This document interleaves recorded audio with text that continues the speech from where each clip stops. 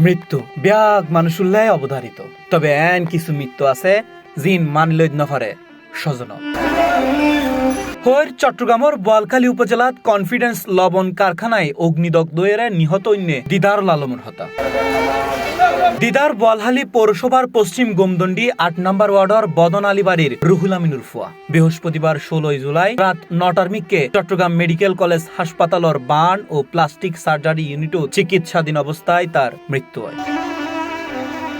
নিহত দিদারর স্ত্রী সন্তান লয়েরে পশ্চিম গোমদন্ডি 92 নম্বরের টেক এলাহাত ভাড়া বাসাত থাকতো। পরিবারের একমাত্র উপার্জন গরণ্যে ব্যক্তি আসিল তিনি। উগ্র ছোট মাই ফুয়া ও মা বাপ লয়েরে থাকতো দেতাই ব্যাগ কিছু আসিল ঠিকঠাক। বরাবরের মতো বৃহস্পতিবার সকালে কনফিডেন্স লবণ মিলুত হাজ গত্তু যায় সে। সকাল 11টার দিকে বোয়ালখালী পৌরসভার পশ্চিম গোমদন্ডি এলাহাত কনফিডেন্স লবণের মিলুত হঠাৎই বিদ্যুতের শর্ট সার্কিট উত্তুন ঐনুর সূত্রপাত হয়, যেটা 10 শ্রমিক ঐনে দগ্ধ হয়। পরে তারারে উদ্ধার করি চট্টগ্রাম মেডিকেল কলেজ হাসপাতালত ভর্তি করানো হয়। দগ্ধ ব্যক্তির মধ্যে এখনো 3 জনের অবস্থা আশঙ্কাজনক। কয়েকদিন চিকিৎসাধীন তাহানোর পর বৃহস্পতিবার 16 জুলাই রাত 9টার মিকে চিকিৎসাধীন অবস্থায় মারা যায় দিদার। মানে কি সুন্দরভাবে চলিতার মতন ইতার রেখান মানে খরচের ব্যবস্থা মানে যেখানে কিছু চলিবার ব্যবস্থা অন্তত পক্ষে গরিদম করবো হলো বন্ধুর মতো আরা চলাফেরা করছি। খুব ভালো সৎ একনিষ্ঠ মানুষ আছে, কর্মঠ মানুষ আছে। হ্যাঁ, নিজে কর্ম করে আর চলিবার চেষ্টা করছি। খারমকে আত্মাতে নচাই তো আজ পরিস্থিতির কারণে আল্লাহ তালার ডাকে সারা দিয়ে সিরাজ চলে গিয়ে তার উগ্র 4 বছর যা দিদার মৃত্যুবরণ করছি। তার উগ্র কন্যা সন্তান আছে 4 বছর বয়স।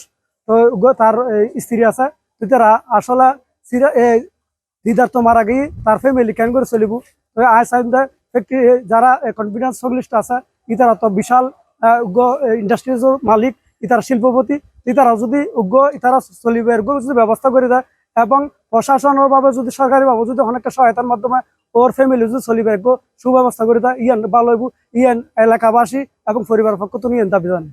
ইনকামের একজন ব্যক্তি ছিলেন।